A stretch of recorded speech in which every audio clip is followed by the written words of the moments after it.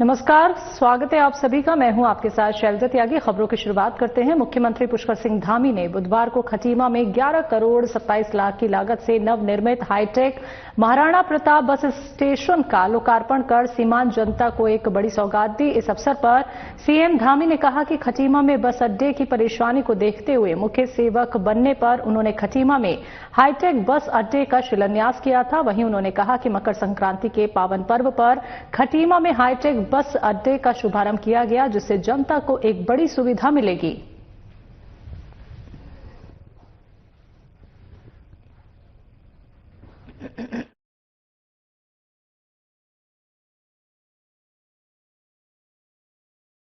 करोड़ से अधिक की लागत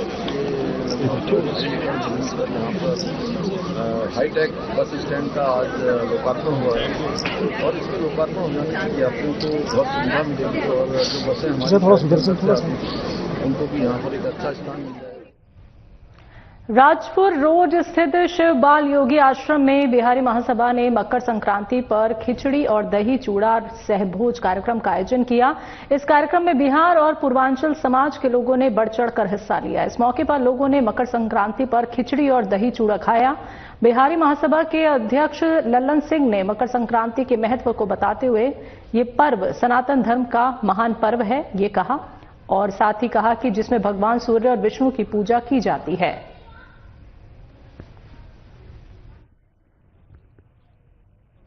आज मकर संक्रांति के शुभ अवसर पे बिहार एवं पूर्वांचल वासियों एवं समस्त देशवासियों के आपके माध्यम से हार्दिक बधाई एवं शुभकामना। बिहारी महासभा हर साल अपना कार्यक्रम मकर संक्रांति मना करके शुरू करती है। साल का पहला इवेंट जो बिहारी महासभा का है वो मकर संक्रांति से शुरू होता है। इसके बाद हम लोग सरस्वती पूजन का कार्यक्रम करते हैं जो बसंत पंचमी के दिन होता है। आज मकर संक्रांति में हमारे यहाँ महत्व है कि लोग स्नान करके, कुछ लोग गंगा स्नान करके दही चूड़ा और तिलकुट बिहार में फेमस है, जिसको यहाँ आप गजक बोलते हैं, उसको तिलकुट कहते हैं। तिलकुट खाया जाता है और रात्रि में खिचड़ी बना करके लोग खाते हैं। खिचड़ी तो ऐसे पूरे भारतवर्ष में आज खाया जाता है, लेकिन बिहार में चूड़ा दही और तिलकुट का विशेष महत्व है। उसको आज हम लोग प्रसाद के रूप में ग्रहण करते हैं। सारा परिवार समाज इकट्ठे बैठते हैं आज के डेट में और इसको इस तरह से मनाते हैं। मुख्यमंत्री पुष्कर सिंह धामी ने कुमाऊं सांस्कृतिक उत्थान मंच खटीमा द्वारा बीज निगम परिसर में आयोजित उत्तरायणी कौतिक मेले का दीप प्रज्वलित कर शुभारंभ किया। मुख्यमंत्री ने इस अवसर पर संबोधित करते हुए घोषणा की कि पर्वतीय विकास भवन बनाया जाएगा। इस हेतु उन्होंने जिलाधिकारी को भूमि चिन्हित करने के निर्देश दिए। उन्होंने कहा कि इस उत्तरायणी मेले को कैलेंडर में रखते हुए आर्थिक सहायता दी जाएगी एवं समिति के अनुरोध पर उन्होंने मंच निर्माण की भी घोषणा की। सीएम ने कहा, मुझे खुशी है कि उत्तरायणी कौतिक जैसे आयोजनों के माध्यम से हमारी नई पीढ़ी अपनी जड़ों से जुड़ रही है। इस आयोजन में जब बच्चे पारंपरिक वाद्य यंत्रों की धुन पर नृत्य करते हैं तो युवा लोकगीत गाते हैं और हमारी माताएं बहनें पारंपरिक परिधान में सजकर इस उत्सव का हिस्सा बनती हैं।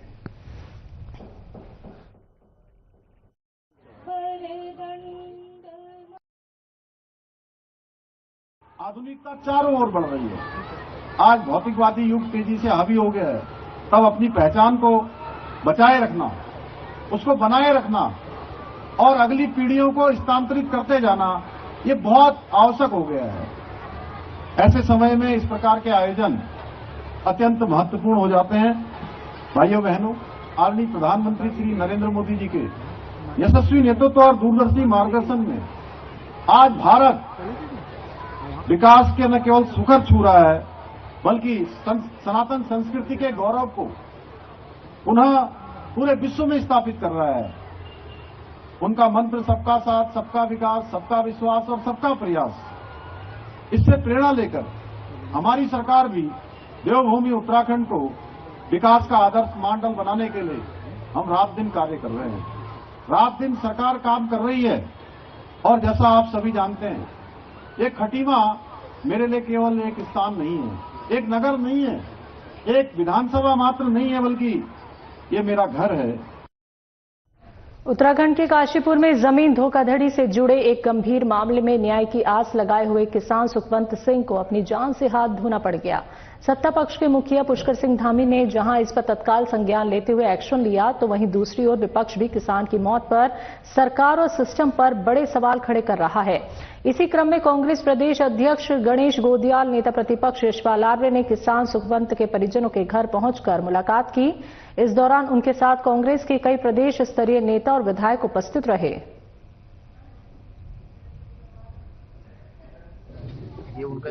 बहुत ही दुर्भाग्यपूर्ण है।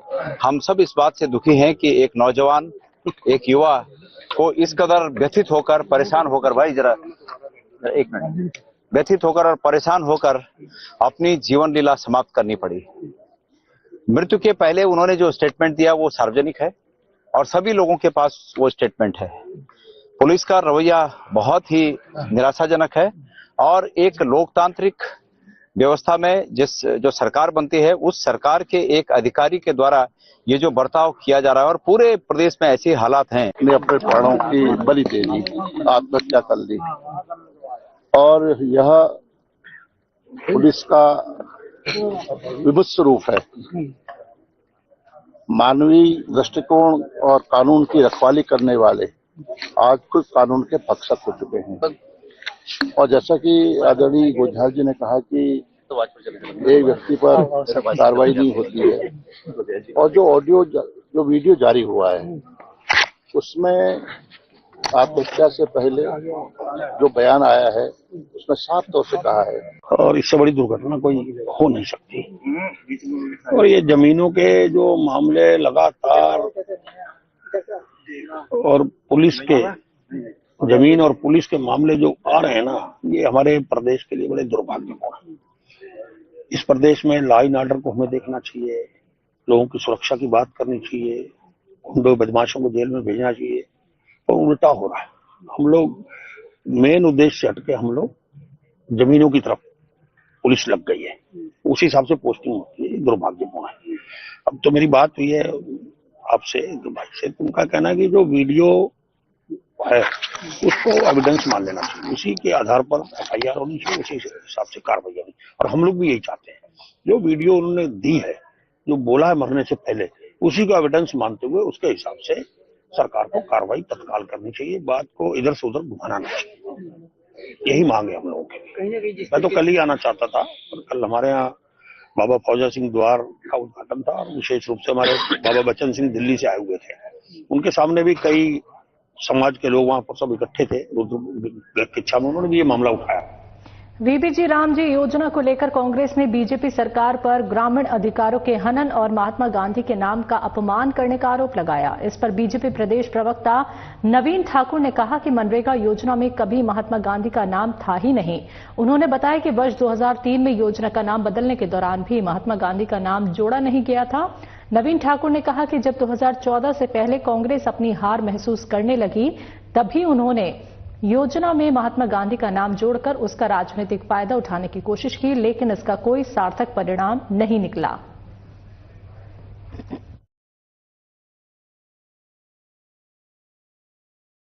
देखिए, कांग्रेस ने कब गांधी जी के नाम पर योजनाएं चलाई, पहले तो इस सत्य को जानना जरूरी है।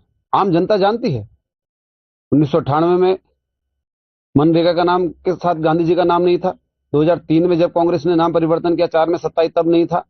केवल 2009 में जो है गांधी जी के नाम को कांग्रेस ने जो है मनरेगा के साथ जोड़ा, ताकि उनको अपनी जमीन खिसकती हुई नजर आ रही थी, उनको अपनी हार 14 में निश्चित नजर आ रही थी, लेकिन गांधी जी भी उनको नहीं बचा पाए। कांग्रेस ने इस देश में 600 से ज्यादा संस्थानों के नाम जवाहरलाल नेहरू, राजीव गांधी, इंदिरा गांधी के नाम पर रखे। उत्तराखंड के आपदा प्रबंधन सचिव विनोद कुमार सुमन ने जानकारी देते हुए बताया कि राज्य में पहली बार बड़े पैमाने पर पोस्ट डिजास्टर नीड असेसमेंट किया गया है। इस प्रक्रिया में पूरे राज्य का आकलन कर रिपोर्ट तैयार की गई है।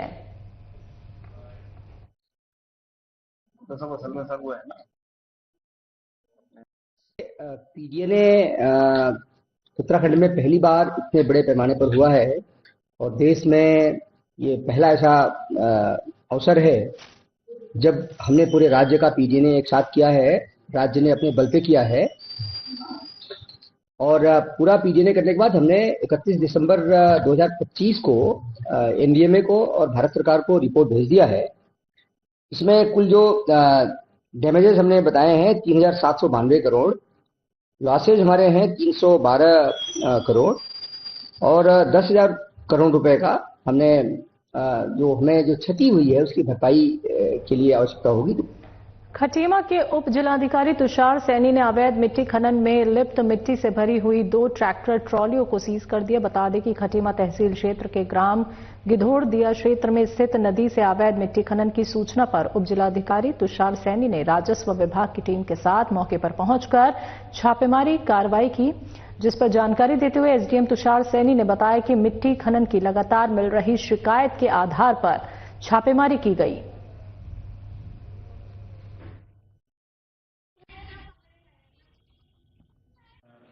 और गिधौर क्षेत्र से हमें सूचना प्राप्त हुई थी कि यहाँ पे अवैध खनन किया जा रहा है, रात को भी और दिन में भी कुछ शिकायतें प्राप्त हो रही थी। तो इसी के संदर्भ में आज राजस्व विभाग की टीम ने छापेमारी की है, जिसमें 2 ट्रैक्टर अभी तक हमारे पकड़ में आए हैं और क्षेत्र में जो है वो अवैध रूप से खनन किया गया है, उसकी भी जाँच चल रही है।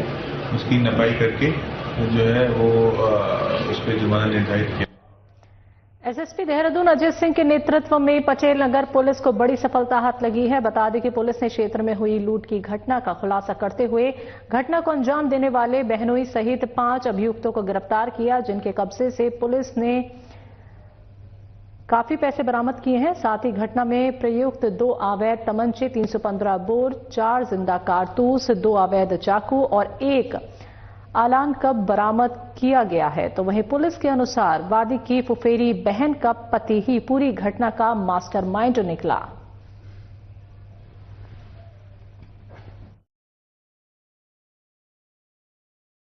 श्री सराफत जी के द्वारा जो है 9 जनवरी को पुलिस को सूचना दी गई थी कि उनके यहाँ रात्रि में 4 अज्ञात लोग घर में घुस गए थे, जब उनके परिजन वहाँ थे और वहाँ पर डरा धमकाकर तमंचे के बल पर और चाकू के बल पर उनके घर में लूटपाट करी और 1 लाख रुपए जो उन्होंने कहीं से लिए थे वो 1 लाख रुपए लेकर और कुछ घर की ज्वेलरी लेकर फरार हो गए। चूँकि मामला काफ़ी संवेदनशील था, घटनास्थल निरीक्षण किया गया, तत्काल इसमें विभिन्न टीमें बनाई गई थी और इसमें जो है सीसीटीवी फुटेज, अन्य जो हमारे मुखबिर तंत्र होते हैं, इस तरह के लोगों को चिन्हित करने के लिए कोई गैंग सक्रिय हो जो घर में घुसकर इस तरह की वारदात को अंजाम देता हो, तो सभी साथ संकलन करते हुए इसमें 5 अभियुक्तों को ट्रेस किया गया। जो 4 उनकी गिरफ्तारी हुई है जो घर के अंदर घुसे थे और 1 जो इसमें वादी है।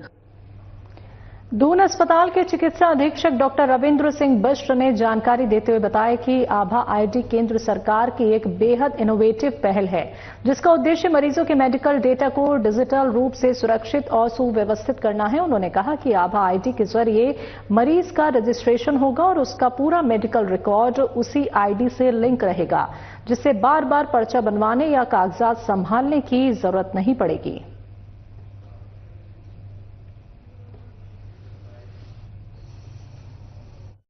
अगर आपके पास स्मार्टफोन नहीं है, उसकी जरूरत है भी नहीं। इसमें आपका वैलिडेटेड फोन नंबर चाहिए होता है जिसमें ओटीपी आएगा, ओटीपी आपको बता देना है। और प्लस अगर नहीं भी है तो ऐसा नहीं है कि उनका पर्चा नहीं बनेगा, उनका पर्चा बन रहा है जैसे पहले बन रहा था। क्योंकि आज सैटरडे का भी देख लीजिए, करीब 2000 से ऊपर की हमारी ओपीडी थी, उसमें से हमने केवल 700 ये आभा आईडी के थ्रू बने थे, बाकी तो ऑर्डिनरी पर्चे ही बने थे। तो ऐसा नहीं है कि अगर उनके पास फोन नंबर नहीं है या उनके पास आधार कार्ड नहीं है या रजिस्टर्ड नंबर नहीं है तो उनका पर्चा नहीं बनेगा। पर्चा बनेगा, अगर उनके पास रहता है तो बहुत अच्छी बात है, नई तरीके से बन जाएगा। ये एक गवर्नमेंट के द्वारा चलाया गया एक बहुत ही इनोवेटिव तरीका है जो कि हम अपना मेडिकल डेटा को मैनेज करने के लिए पेशेंट के, इसमें होना क्या है कि एक आभा आईडी के थ्रू सबका रजिस्ट्रेशन बनेगा। मरीज को इससे काफी बेनिफिट होने वाले हैं कि उसके सारे डेटा उसे अब मेंटेन करने की जरूरत नहीं होगी, आभा आईडी के थ्रू उनके उसके कार्ड में स्टोर रहेंगे। तो जब भी कहीं किसी भी डॉक्टर के पास जाता है तो डायरेक्टली उस कार्ड के थ्रू हो जाता है। हमारे सेटअप में इसका बेनिफिट ये है कि जैसे कि आप लोगों ने देखा होगा कि हमारी ओपीडी करीब 2,500 से 3,000 के आसपास जा रही है पर डे की लगभग, तो 6 घंटे के अंदर 2,500 से 3,000 पेशेंट्स को मैनेज करना। अपर पुलिस अधीक्षक चंद्र मोहन सिंह ने लोगों से साइबर ठगी से सावधान रहने की अपील की है। एएसपी ने कहा कि ऑनलाइन धोखाधड़ी और साइबर अपराध बढ़ रहे हैं, जिसमें लोग पैसे गंवाते हैं और मानसिक रूप से परेशान होते हैं। इसलिए जागरूक रहें, किसी भी संदिग्ध लिंक पर क्लिक ना करें। साथ ही उन्होंने कहा कि अपनी व्यक्तिगत जानकारी साझा ना करें और किसी भी धोखाधड़ी होने पर तुरंत साइबर हेल्पलाइन पर रिपोर्ट करें।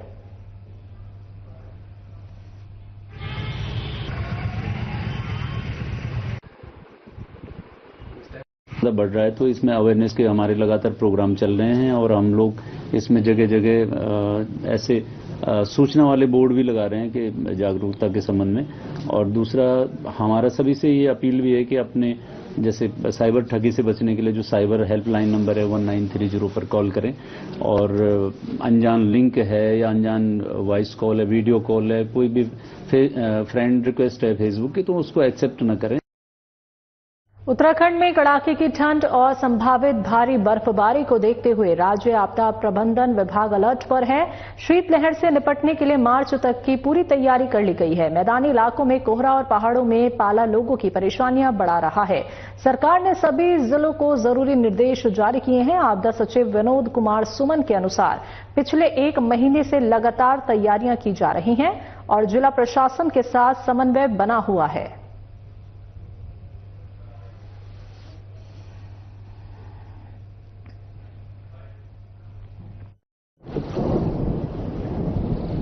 पिछले 1 महीने से लगातार हम लोग शीत ऋतु की तैयारियों के लिए जनपदों के साथ टच में हैं। उनको लगातार इंस्ट्रक्शन जा रहे हैं।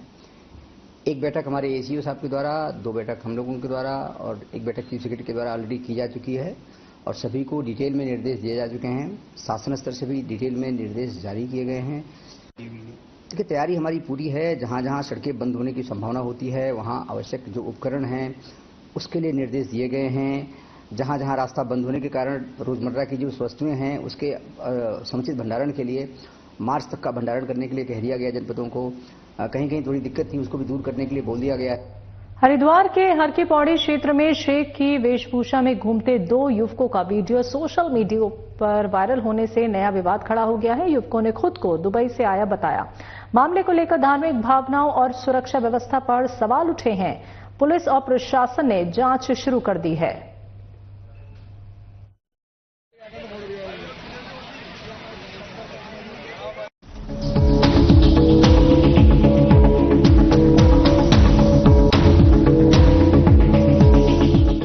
क्या आप दुबले पतले कमजोर हैं? आपकी सेहत नहीं बनती, भूख कम लगती है, वजन नहीं बढ़ता? दरअसल मेन बात खाना पीना खाना नहीं है, मेन बात है खाया पिया लगना। और अगर खाया पिया लगेगा ही नहीं तो आपकी सेहत बनेगी कैसे? इसलिए हमारी संस्था सन्यासी आयुर्वेदा ने एक ऐसी दवा का निर्माण किया है जो कि आपके लिवर, आपके पाचन तंत्र को दुरुस्त करने का काम करती है, ताकि आप जो भी खाएं उसका पूरे का पूरा निचोड़ आपके शरीर को लगे, आपकी भूख बढ़े, खाया पिया सही से लगे, नया खून बने, हड्डियों में जान आए, वजन बढ़े और आप मोटे तगड़े खूबसूरत पर्सनैलिटी के मालिक बन जाए। सिर्फ 655 रुपए की पूरे 1 महीने की दवा होती है और आप इसे घर बैठे 01145454545 पर फोन करके दवा मंगवा सकते हैं।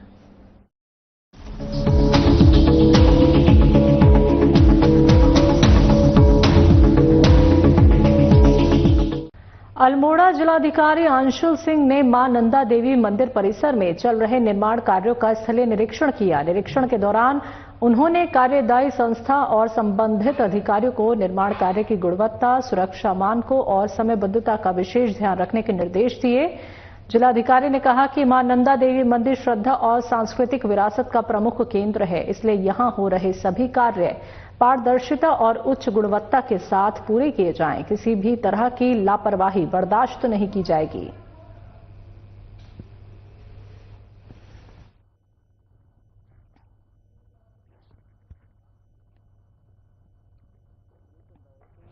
मेजर इशू ये था कि कुछ मंदिर समिति के कंसर्न से एंड जो हमारी डीपीआर थी उसमें वो कंसर्न्स एड्रेस हो रहे नहीं हो रहे, इसको देखने के लिए इनकी एक मीटिंग हम लोग ऑर्गेनाइज करा रहे हैं, जिसमें मंदिर समिति की हम प्राथमिकता लेंगे कि वो इन जो हमारे फंड्स मिले हैं कि इसमें क्या मैक्सिमम काम कराना चाहते हैं, क्योंकि टेंडर हो चुका है अभी और कार्य गतिमान है। तो जो बाउंड्री वर्क है वो तो जैसे चल रहा है वैसे चलता रहेगा, बट आगे के जो कार्य होंगे मंदिर समिति के जो हमें सजेशंस मिलेंगे उससे प्रपोज करके हम डीपीआर को रिवाइज करने भेजेंगे, ताकि आगे जो काम हो वो मंदिर समिति की सहमति हो जाए।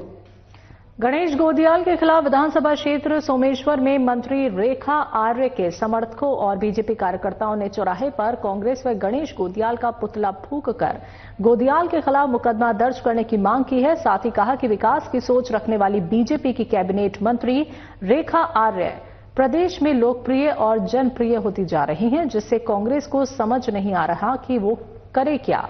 शिकायतकर्ताओं ने बताया कि 4 और 6 जनवरी को गणेश गोदियाल ने फेसबुक और सार्वजनिक मंचों पर मंत्री रेखा आर्य के बारे में आपत्तिजनक टिप्पणी की। साथ ही शिकायत में कहा गया कि इस तरह की अमर्यादित टिप्पणी निंदनीय और असहनीय है।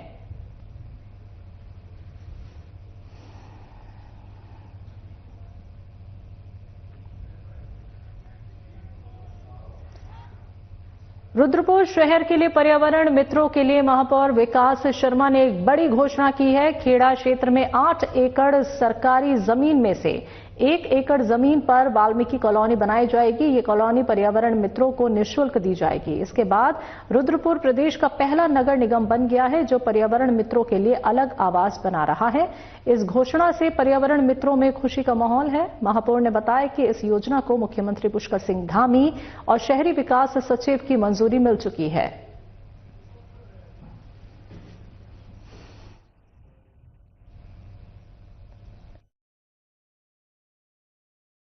हमारी पिछले 5 सालों से मांग चल रही थी हमारे सभी कर्मचारियों को आवास के लिए, जो हमने मांग माननीय मेयर साहब विकास शर्मा जी के सामने उनके सामने रखी।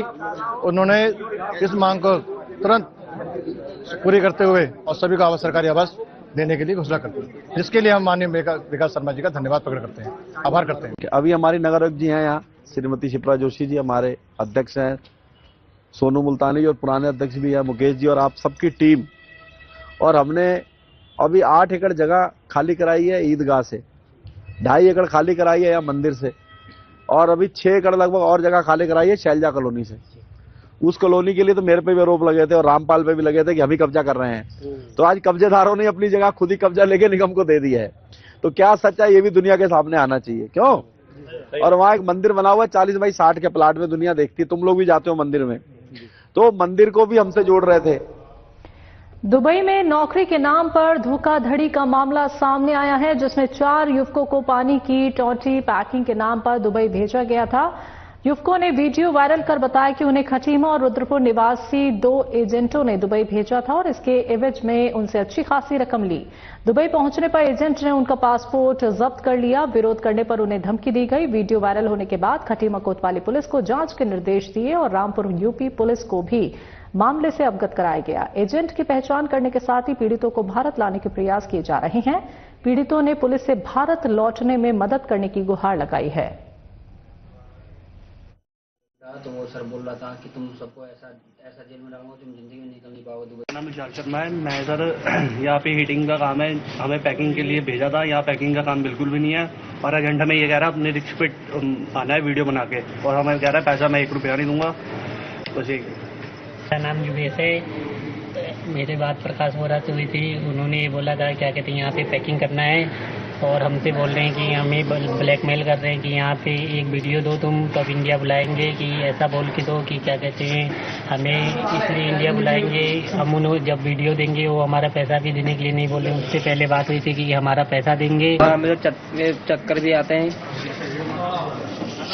सर। इन लोगों ने बोला था टूटी पैक करना है पानी वाला ना, तो सर यहाँ पे ऐसा कुछ नहीं है, हीटिंग वाला काम है और हमसे वो नहीं हो रहा काम है। और यहाँ इसने एयरपोर्ट पे एजेंट ने हमसे ये एग्रीमेंट कराया था सर, और एक बैन रखा है आगे में सर, एक बुलेट भी ले रखा है इन लोगों ने सर मेरा। और सर सीधा बोल रहे हैं कि अब तुम्हें वीडियो बना के दोगे तब हम तुम्हें बुलाएंगे।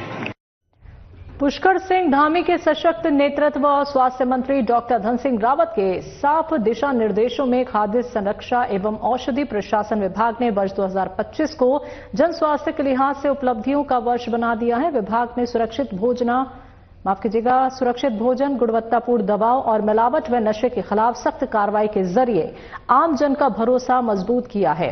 वर्ष 2025 में राज्य भर में चलाए गए विशेष निरीक्षण और जागरूकता अभियानों के तहत होटल, ढाबों, रेस्टोरेंट्स, मिठाई की दुकानों और स्ट्रीट फूड वेंडर्स तक विभागीय टीम पहुंची है।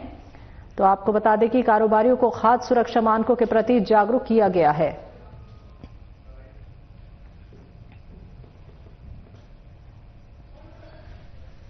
हाँ, 2025 में जैसा आपने देखा होगा कि हमने फूड में हो या औषधि के संबंध में हो एक ऐसा अभियान चलाया है कि हमारे उत्तराखंड के अंदर किसी भी प्रकार की कोई भी ऐसी चीजें ना हो जिससे कि जनहानि हो। तो हमने इस पूरे कैंपेन इस समय इस तरह से चलाया था कि हम अन्य स्टेट से भी एक अपनी इंफॉर्मेशन लेकर के उस पर कार्रवाई कर रहे थे और इस तरह से हमें अच्छी सफलता इसमें मिली।